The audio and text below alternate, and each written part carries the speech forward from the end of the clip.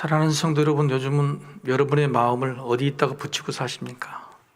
마음 붙어 있는 곳이 어디냐 하는 거죠. 세상이 많이 힘들죠.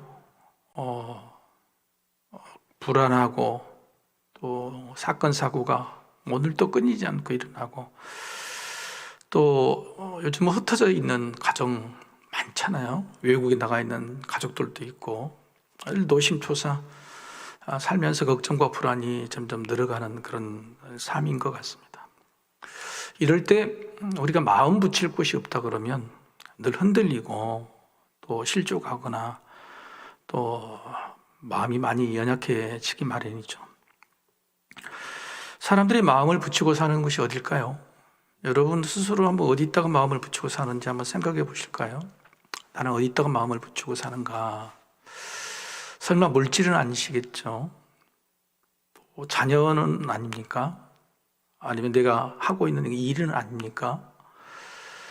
그런데 여러분, 마음을 붙인다 그러는 것은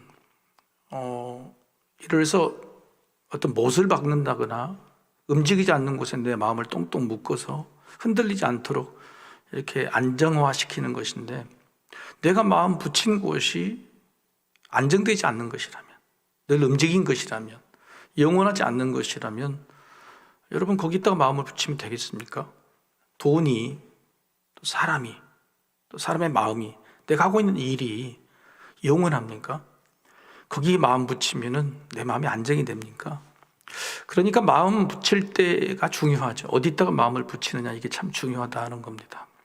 히브리서 기자는 기독교라는 믿음을 가졌던 사람들이 세상 힘들고 어려운 일이 생기고 또 주님의 재림이 늦어지고 또 세상에 자기 고향이 아니라 고향 땅을 떠나간 사람이잖아요. 로마 근방에 사는 사람들이 많으니까 그 사람들이 마음 붙일 곳이 없으니까 자꾸 돌아가는 것이죠. 심지어는 믿음에다가 예수님께 마음을 붙이지 못해서 저들이 계속 흔들리고 불안해지는 것이죠.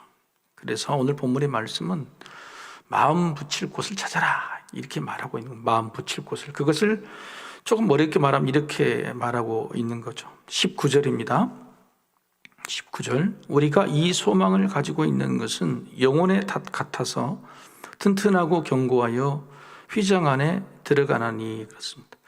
여러분 이 말씀을 잘 보세요.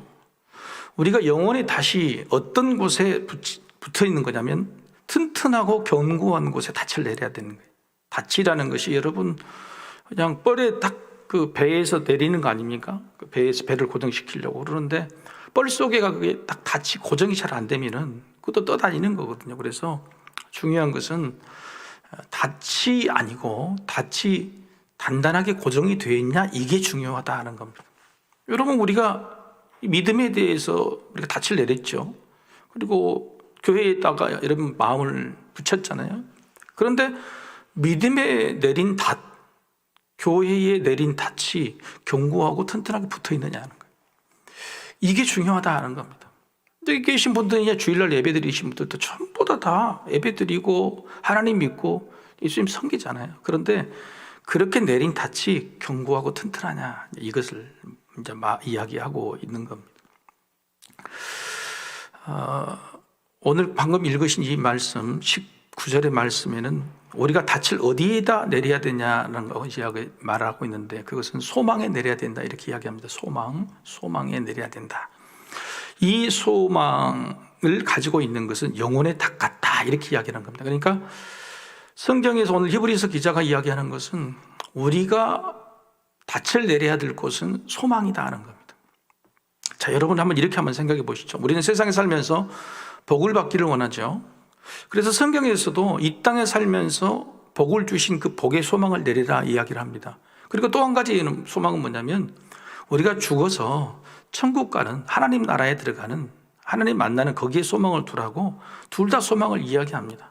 그러니까 천국 갈 생각이니까 이 땅에 마음 품지 마라, 닻을 내리지 마라 그렇게 말하고 있지 않아요. 이 땅에도 하나님께서 주실 복에 대해서 큰 소망을 가져라. 그 예를 들어서 아브라함이 이야기하는 거 아닙니까? 아브라함에게 이 땅에서 네가 큰 복을 받게 하겠다라고 이야기하셨잖아요. 그래서 이 성경이 이야기하고 있는 닻을 내려야 되는 소망은 이 땅에서 받는 소망이기도 하고 또 죽어서 하늘에서 받는 구원의 소망이 둘 다입니다. 근데 그게 정확하게 딱 붙들어져 있느냐 이 말이에요. 붙들어져 있느냐. 그러니까 이런 소망 자체가 사실은 우리가 생각 한번 해보시죠. 자, 이렇게. 자, 여러분 지금 뭘 향해 갑니까? 복을 받기 위해서 가죠. 복을 받기 위해서. 그런데 복을 받는 것은 예를 들어 천국에 들어가는 시간이라 그러면 딱 죽어서 가는 그 시간에 끝나는 거잖아요. 그러면 천국에 들어가는 복 때문에 사는 것이 아니라 지금 사는 것은 뭐 때문에 사는 거예요? 내가 천국에 들어가는 복을 분명히 받을 것이라고 하는 기대, 소망을 가지고 사는 거잖아요. 그냥 쉽게 일하게 해봅시다. 자식이 매일 나에게 소망을 주고 힘을 주고 복을 줍니까? 자식이 보면 볼수록 화가 나죠. 믿음이 우리보다 연약해진 것 같죠. 앞으로 그 장래에서 불화인도 있잖아요. 그런데 언젠가는 자식이 잘 될 것이라고 하는 그 기대 있잖아요. 그 기대를 가지고 지금 내가 살아가는 거잖아요. 그러니까 인생이라는 것은 복으로 사는 것이 아니라 복이 올 것이라고 하고 바라는 기대감, 소망을 가지고 사는 거예요. 그래서 사실은 소망을 가지고 사는 시간이 훨씬 더 많지, 그냥 받아버린 복을 누리며 사는 시간보다도 소망을 붙들고 사는 것이 훨씬 우리에게는 더 많다. 그게 더 중요하다고 이야기하는 겁니다. 그래서 소망의 본질을, 소망이 무엇이냐를 알아야 돼. 내가 받아 이미 누리고 있는 것이 아니고 하나님께서 반드시 주실 것이라고 믿고 기대하고 나가는 그 기간, 그게 바로 소망이거든요. 그걸 붙들어야지 내가 흔들리지 않고 닻을 내리듯이 살 수 있다고 이렇게 말하는 겁니다. 소망이 튼튼하고 견고한 것에 대해서 성경을 뭐라고 말하냐면 닻이라고 표현하죠. 근데 닻이라는 것이 여러분 영어로 보면 앙카더라고요. 이제 일본식 발음이지만 이걸 다 보면 앵커더라고요. 앵커. 여러분 앙카가 뭔지 아시죠? 앙카볼트 뭐 하는 것처럼. 제가 그 신혼 때 결혼을 해가지고 아파트에 전세를 들어갔습니다. 얼마나 전세가 막 귀하게 신혼 때. 그러면 이제 신혼 때 여러분 집을 꾸미는 것이 뭘로 꾸밉니까? 웨딩 포토로 꾸미잖아요. 웨딩 사진을 찍어가지고 막 액자를 걸어가지고 이 액자를 벽에다가 붙여야 되는데 주인이 뭐라 그래요? 벽에다가 못 박지 마라. 못 박지 마라. 그때는 이 액자를 감당할 수 있는 이렇게 스티커형으로 된 것도 없었어요. 그저 그냥 내가 알고 있는 것은 시멘트 봇 그것만 봐주고. 그러니까 주인이 혹시 올까 싶어서 소리도 안 내고 탁 조심히 박아. 그렇게 박은 못이 한 달, 두 달 되니까 어떻게 되면 헐렁헐렁 다 헐거워지더란 말이에요. 여러분 그런데 나중에 알았어요. 시멘트 못으로 박는 것이 아니고 시멘트 못을 박기 전에 드릴로 구멍을 뚫어서 그 안에다가 플라스틱 같은 것을 집어넣어 가지고 거기에다가 못을 박거나 나사 못을 박아야 돼. 이게 고정이 된다. 아, 그것이 뭐냐? 그것이 앙카더라고요. 앙카라는 것이죠. 여러분 앙카라는 것은 바로 이런 것을 말합니다. 우리가 닻을 내린다는 것은 그냥 볼트고 나사일 뿐이에요. 그런데 그 볼트가 나사가 벽에 흔들리지 않고 탁 붙어 있는 것, 붙어 있게 만드는 것, 그게 바로 소망이라고 하는 겁니다. 우리가 가지고 있는 소망이 예수 소망이죠. 구원 천국 소망이죠. 하나님께서 우리에게 주실 복에 대한 소망이죠. 그런데 그 소망이 흔들리냐 흔들리지 않느냐 요 이야기를 하고 있다는 거예요. 히브리서 기자의 오늘 이 사람들은 예수라는 믿음이 있었는데 그게 흔들렸어요. 옆에서 자꾸 흔들면 또 흔들리고, 바람이 흔들리면 또 흔들리고, 돈이 흔들리면 흔들리고, 건강이 흔들리면 흔들리고, 사람들 눈치가 또 흔들리고, 계속 또 흔들리니까 흔들리다 보니까 그 못이 빠질 수밖에 없는 거예요. 그렇죠? 그래서 바로 그 이야기를 하고 있는 겁니다. 너희가 소망이라는 곳에 닻을 내리고 있는데 그 소망의 닻이 견고하고 튼튼하게 붙어 있느냐 이렇게 이야기하고 있는 것입니다. 자, 소망이 흔들리지 않게 하는 것이 중요하다는 겁니다. 소망이 아니라 소망을 흔들리지 않게 하는 것이 중요하다는 겁니다. 그게 뭘까요? 그 두 가지라고 이야기합니다. 18절 한번 읽어보시죠. 18절 같이 한번 읽어보겠습니다. 18절 같이 읽으실까요? 자, 시작.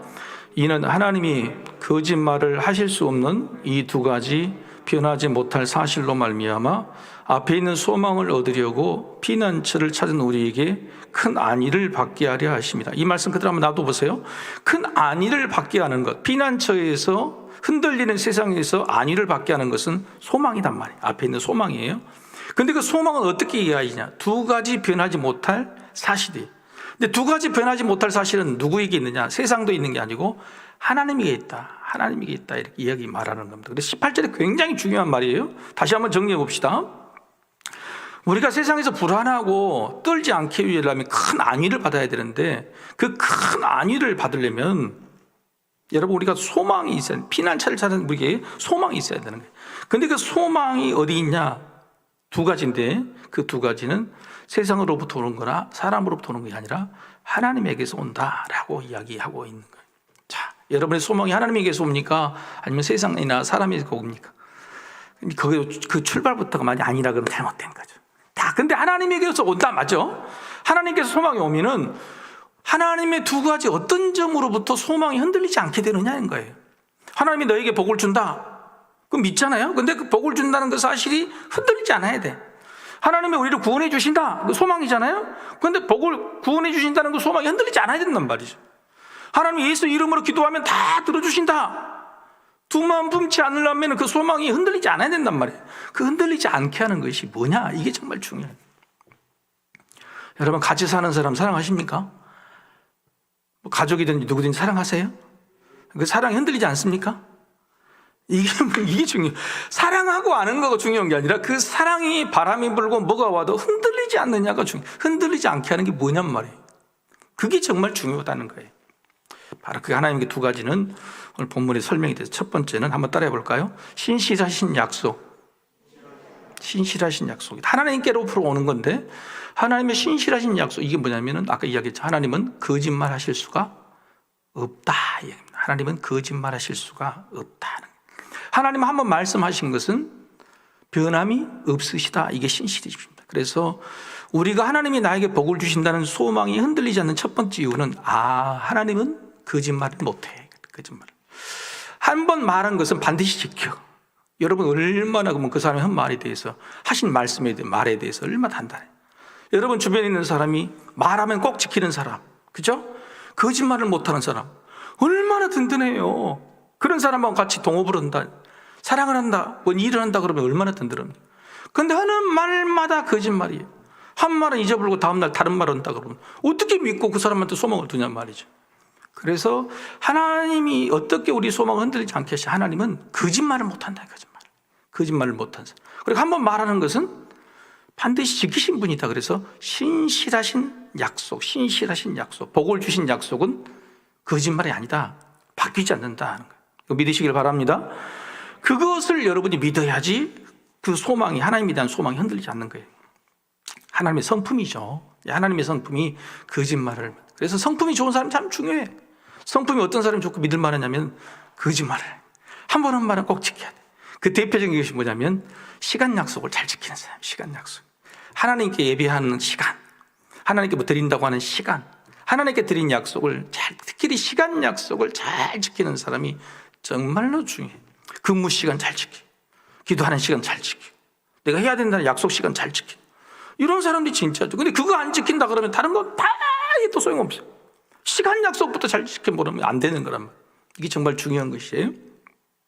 한 일례를 들으십시오. 그래서 하나님의 성품이 거짓말을 못하시는 성품이기 때문에 하나님이 하신 말씀에 대한 소망 확실하다 이렇게 이야기하는 겁니다. 자, 두 번째 소망이 흔들리지 않는 하나님의 속성은 뭐냐면 한번 따라해보시죠. 약속의 맹세다. 오늘 맹세란 말을 많이 해요. 약속은 약속인데 첫 번째는 신실하신 약속, 거짓말이 하지 않는 신실하신 약속이고, 두 번째는 약속은 약속인데 약속했다가 뭘 해요? 맹세를 꽝꽝꽝 하셨단 말이에요. 맹세를 어느 정도 어떻게 하셨냐면 그 예를 아브라함에게 하고 있다. 아브라함에게 하신 약속을 이야기합니다. 예를 들어서 14절 말씀, 오늘 본문 14절의 말씀은요, 아브라함에게 이삭을 바치라고 그랬어요. 이삭을 바치라고 할 때 이삭을 딱 바치죠. 그러니까 그때 하나님께서 내가 이제야 나를 경외함을 알았다. 이게 정말 중요해요. 여러분 지금 아브라함이 이삭을 바칠 때가 언제죠? 아브라함 나이가? 자, 여기서 계산 한번 해보십시다. 자, 아브라함이 하나님의 명령을 듣고 아버지 집 갈대아 우르를 떠날 때 나이가 몇 살이죠? 그래서 성경을 열심히 읽고 고요하시 75세예요. 75세에서 딱 떴습니다. 그리고 나서 뱅뱅 잡아돌다가 하나님이 떠나신 그 땅에 딱 정착을 했어요. 정착을 해가지고 그때도 몇 번이고 하나님께서 약속을 하셨어요. 내가 너희에게 복을 주겠다. 첫 번째는 갈대아 우르를 떠날 때에 내가 너희에게 복을 주겠다 그러셨어요. 두 번째는 한 10년쯤 지나다가 아브라함의 이름을 아브라함으로 이름을 바꿔주실 때 내가 또 복을 주시겠다고 또 한 번 또 이야기를 하셨어요. 또 한 번 거듭 말씀하셨단 말이에요. 그리고 또 한 번 약속하실 때 언제였냐면 소돔과 고모라 땅에 대해서 걱정하고 기도할 때에 하나님께서 아브라함에게 내가 너 복을 주겠다 그러고 3번이나 이렇게 거듭해서 약속을 하셨단 말이에요. 그리고 99세가 돼서 아브라함에게 이제 내년에 이삭을 주겠다, 네가 기다리다 아들을 네 몸에서 주겠다 하고 근데 아브라함이 어떻게 돼요? 비웃어버려.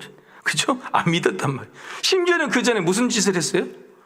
내 몸에서는 사람 몸에서 절대 안 나니까 하갈의 몸에서 이스마엘이라는 자식을 이렇게 낳게 되는 그런 일까지도 범했죠. 그리고 이삭 100세 때 25년 지난 다음에 이삭을 얻게 됐잖아요. 이삭을 얻게 돼서 얼마나 감사한지. 그때 아브라함의 마음이 변했던가, 믿음이 점점 그때부터 첫 번째 하나님의 말씀은 약속은 신실하다. 약속은 변하지 않다. 신실하다. 그래서 신실하신 하나님을 100살 때 25년이 지나고 딱 알게 된 거예요. 믿게 된 거예요. 그리고 나서 이삭이 한 10몇 살 정도 됐을 것 같아요. 정확한 나이는 모릅니다. 왜냐하면 추측을 할 때 어떻게 하냐면 모리아 산으로 이삭을 바치라고 그러니까 아브라함이 아들 이삭에게 네가 장작을 지고 와라 그래요. 여러분 장작을 지려면 나이가 몇 살 정도 돼야 됩니까? 한 15살 이상 돼야 되겠죠. 그죠? 그러니까 한 아브라함의 나이가 지금 115세 정도 된 겁니다. 그러니까 이삭을 넣고도 15년 동안이 지난 거예요. 그때 정말 이삭을 바칩니다. 하나님께서 그때야 뭐라고 말씀하시냐면 이제야 이렇게 말합니다. 이제야 네가 나를 경외하는 줄, 이제야 믿는 줄 알겠다는 거예요. 자, 그러면 지금까지 아브라함 이 정도 믿음이 되기까지 아브라함이 오래 참은 겁니까? 하나님이 오래 참은 겁니까? 하나님이 오래 참은 거잖아요.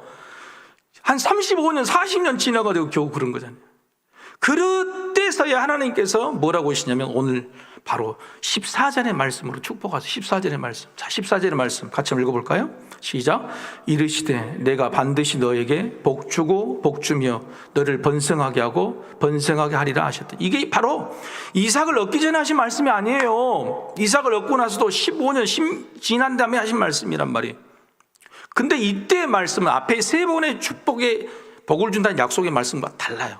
이때 말씀은 뭐냐면 오늘 본문 16절에 말씀하시 맹세로 하십니다. 맹세로. 내가 반드시. 그다음 지금까지 했던 이야기는 그냥 하나님께서 약속인데 아브라함이 이삭을 바친 다음에 했던 하나님의 약속, 복의 약속은 뭐냐면 맹세단 말이에요. 내가 반드시 주겠다고 하는 맹세다. 하나님의 이름을 걸고 맹세하신다는 이건 다르다는 것입니다. 자, 여기서 여러분 우리가 한번 생각해 볼 필요가 있어요. 첫 번째는 하나님이 오래 참으신 거지 아브라함이 오래 참아서 받는 게 아니란 말이에요. 그래서 여러분 오늘 본문의 말씀인 15절 한번 읽어볼까요? 15절 이상이 15절. 자, 시작. 그가 이같이 오래 참아 약속을 받았느니라. 아브라함이 오래 참은 것이 아니고 하나님이 오래 참았는데 왜 아브라함이 믿음이 좋은 것처럼 그가 오래 참아서 약속을 맹세로까지 받았을까? 이삭을 받은 것을 넘어서 네 자손만 돼 민족의 조상이 되게 하신다는 맹세까지 하셨을까? 하나님은 우리에게요 막 완벽하게 흔들리지 않는 믿음을 요구하신 게 아니에요. 우리가 소망이 있는데 절대 바람이 불고 힘들어도 막 흔들리지 않는 그런 믿음을 가지고 있어야 복을 주시는 게 그게 아니란 말이에요. 흔들리죠. 때때로는 아프지요. 때때로는 이스마엘도 낳고요. 때때로 하나님 말씀을 원망하거나 비난하고 비웃기도 하지요. 그런데 아브라함은 하나님 곁을 떠났습니까? 안 떠났습니까? 안 떠났다는 거예요. 안 떠났다.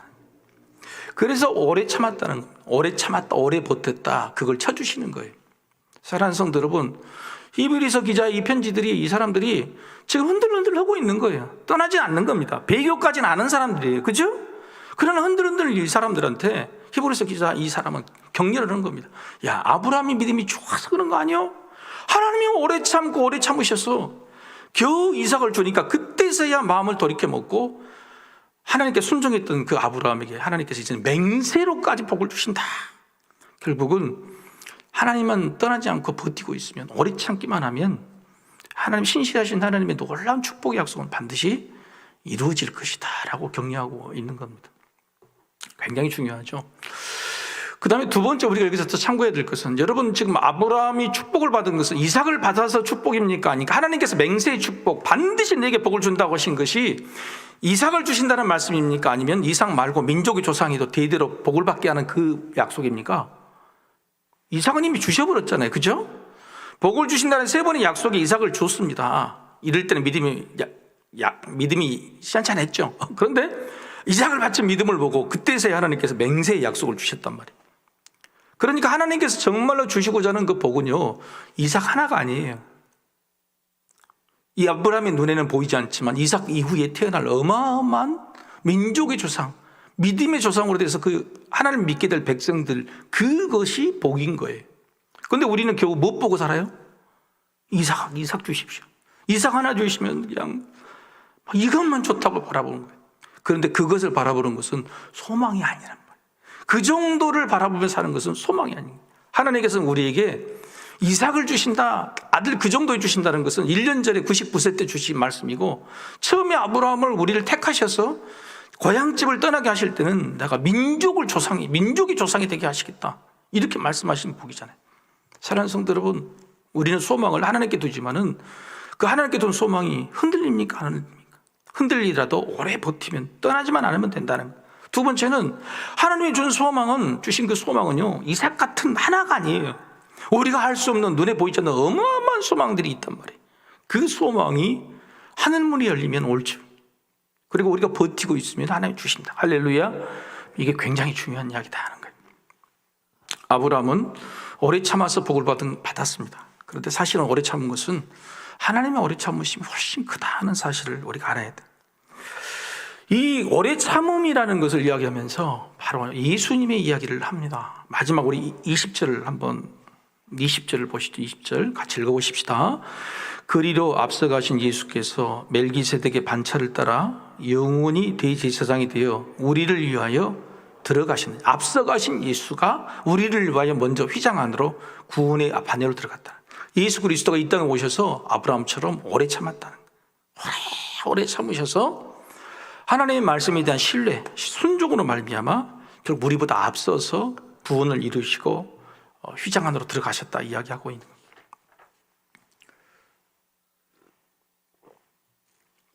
예수님이 어떤 분이시냐, 그 이야기를 오늘 본문에서 하나 찾으면 한번 따라해보세요. 예수님은 앵컷이다.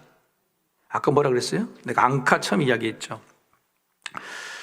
1995년인가 96년인가 산미 슈퍼스타즈가 나중에 야구팀이 태평양이 되고 막 그랬죠. 그런데 그 팀이 현대그룹이 인수를 했습니다. 제가 야구를 엄청 좋아했을 텐데 현대그룹이 이 야구팀을 인수하면서 야구팀의 이름을 공모를 했어요. 상금이 크더라고요. 그래서 저도 이런 건 내가 자신 있다 싶어가지고 그때 이제 이름을 공모를 딱 했습니다. 그때 내가 정말 좋아했던 이름이 뭐였냐면 바로 여기 이 말씀에서 받은 앵커라는 말이에요. 그래서 현대 앵커스하고 됐어요. 근데 이게 채택이 됐을까 안 됐을까? 안 됐지요. 현대가 뭘로 이름을 썼어요? 뭐 유니콘스라고 해가지고 뿌리 달린 괴물 이렇게. 그러니까 10년도 안 돼서 팀 망한 거예요. 그래서 앵커스라는 말이 나중에 보니까 2등인가 3등인가 됐더라고요. 이렇게 엄청 많아가지고 1등만 돈 준대. 못 받았어. 그러면 제가 앵커스라고 하는 것을 여러분 국어사전에 찾아보면요, 앵커스라는 말 뜻이 한 5가지가 돼요. 얼마나 좋은 말이냐. 그래서 내가 썼는데 그걸 채택했으면 좋았을 것을. 자, 앵커스가 뭐냐면 예수님이 앵커스라는 말이에요. 자, 여러분 앵커 그러면 어디서 많이 들은 말 같죠? 앵커. 아나운서, 그렇지, 앵커. 근데 아나운서하고 앵커는 달라요. 여러분 그 착각하시면 안 돼. 아나운서인데 아나운서 중에 앵커라는 사람은 따로 제일 잘하는 사람 봐봐. 이 사람 뭐냐면 오늘 있는 일 중에서 제일 중요한 뉴스들, 그 뉴스를 자기 생각을 가지고 브리핑을 하는 사람이 앵커예요. 그래서 여러분 9시나 8시 앵커를 보면은 다른 아나운서들은 그냥 사실만 전하고 말죠. 그런데 이 사람은 자기 말을 하잖아요. 회의를 하고 토의를 하고 나중에 앵커 브리핑 뭐 이렇게 나오잖아요. 자, 첫 번째 앵커라는 것은 뭐냐면 한번 따라해 보시죠. 소식을 전하는 사람. 소식을 전하는 사람이 앵커예요. 근데 그게 어떤 소식이냐면 정말 귀한, 오늘 제일 중요하고 첫 번째고 그리고 자기 주관을 가지고 전하는 사람이 바로 예수님이 그런 분이셨잖아요. 복음이라는 소식을 이 땅에 가져오신 앵커였어요. 첫 소식을 전하는 사람이 앵커단 말이에요. 두 번째 앵커라는 것이 무슨 뜻이냐면 여러분 그 암벽 등반 아시죠? 암벽 등반을 하려고 그러면 제일 위쪽에서 앵커를 하나 박아야 됩니다. 벽에다가 아주 강력한 못 하나를 박아야 돼. 그 못을 박고 밑에다가 못을 잔잘 밟아가서 그 앵커 하나가 자기 몸뿐만 아니라 밑에 있는 사람들이 전부 다 매달리고 있는 거예요.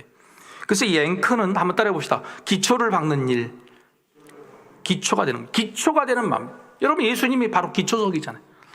이 땅에 오는 모든 사람들이 절벽에 매달려서 겨우 나 살려달라고 올라올 때 예수님이 기초석이 딱 돼가지고 벽에 그 못을 박아서 거기에 지금 생명줄을 다 붙들고 올라가고 있는 거예요. 예수님은 바로 이 기초석이, 기초 그 줄을 딱 하나를 타든, 이게 바로 예수님이 하신 앵커라는 뜻입니다. 세 번째는요, 앵커라는 뜻이 무슨 뜻이냐면, 톱니바퀴가 이렇게 이제 보통 이렇게 속도를 내고 톱니바퀴가 기어가 이렇게 돌아가잖아요. 근데 기어가 자기만 너무 속도가 많이 되거나 작게 될 때 그 속도를 조절하는 못이 있어요. 그게 바로 앵커라고 그래요. 근데 이게 뭐냐면 세상이 미친 척하고 돌아갈 때, 속도 조절이 안 될 때, 예수님의 제자들이 막 예수님보다 앞서서 막 베드로 같은 게 막 나가자 그러고 막 가자 그러고 그럴 때 속도 조절.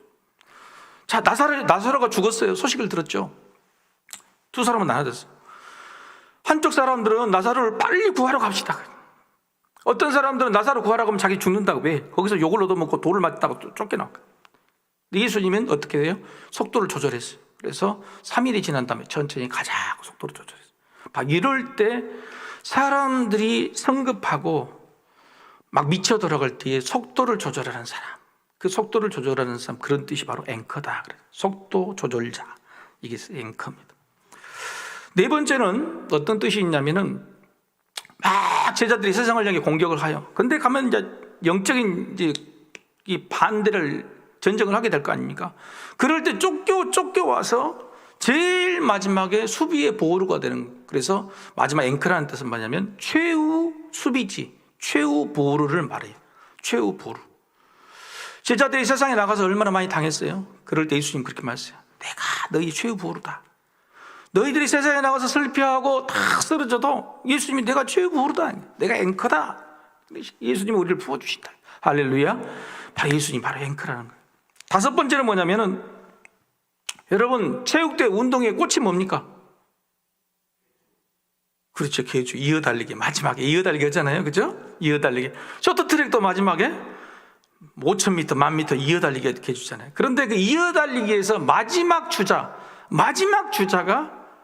우리 어렸을 때, 우리 젊었을 때도 너희 체육대회 가서 교회별로 이어달리기 하는데, 제 기억에 우리 체육배 장로님이 항상 마지막에 달려가지고 한 사람 두 사람 제껴가지고 1등하고 2등하고 그랬던 생각이 나요. 여러분, 이게 이 마지막 주자가 뭐냐? 마지막 주자가 바로 앵커예요. 마지막 주자. 우리 인생을 달려가는데 인생의 마지막 주자가 딱 나를 따라라, 그 승리를 역전시켜 주신 사람 바로 앵커단 말이에요. 자, 앵커라는 5가지 의무가 있었다 그래서 첫 번째는 소식을 전하는 사람, 두 번째는 기초를 박는, 세 번째는 속도를 조절해주고, 네 번째는 마지막 보루, 다섯 번째는 최후 이어달리기의 마지막 주자는 겁니다. 사랑하는 성도 여러분, 바로 우리 부모인 우리가 앵커가 돼야 돼. 앵커가 돼. 하나님이 어떤 분이신가라는 데에 대해서 소망을 다 거기다 닻을 딱 내려야 돼. 가지고 내가 흔들리지 않는 앵커가 돼야 돼. 자식들에게 믿음의 소식을 전해줘야 돼. 자식들에게 그 소식을 전해주는 사람이 돼야 돼. 그리고 자식들의 인생에 대해서 내가 기초석이 돼야 되잖아요. 나를 밟고 내가 디딤돌로 가야 되는 기초석이 돼야 돼. 내가 흔들려버리면 자식들 내 밑에서 다 줄줄 떨어져 나가는 거예요. 내가 기초석이 돼. 세 번째, 자식들이 세상을 향해서 속도 조절도 못하고 막 달려갈 때 천천히 가자, 방향이 그것이 아니다라고 속도를 조절해주는, 바로 그런 게 앵커가 돼야 돼. 네 번째는 자식들이 실패하고 세상에서 다 힘들고 자기 잘난 자고 살다가 나중에 어디로 돌아와? 집으로 돌아올 때 내가 앵커가 돼. 내가 맞아주는 최후 보루가 돼. 그때도 안아주는 사람이 돼. 그리고 마지막, 우리가 다 세상에 떠나자도 아버지가 마지막 책임지겠다. 아버지가, 어머니가 역전시키겠다. 내 아버지를 믿으라고, 내가 최후 주자라고 그렇게 희망을 주는 앵커예요. 한국교회, 특별히 이 시대에 우리 어른들이 바로 예수님을 닮은 앵커가 되기를 소망합니다. 그런 앵커가 되어야 우리 다음 세대가, 우리 자녀들이 살아나는 거예요. 오늘 히브리서 기자는 바로 그 이야기를, 예수님의 앵커이시듯이 우리도 앵커가 되자, 하나님께 소망을 두자, 이렇게 말하고 있습니다. 함께 기도하십시다.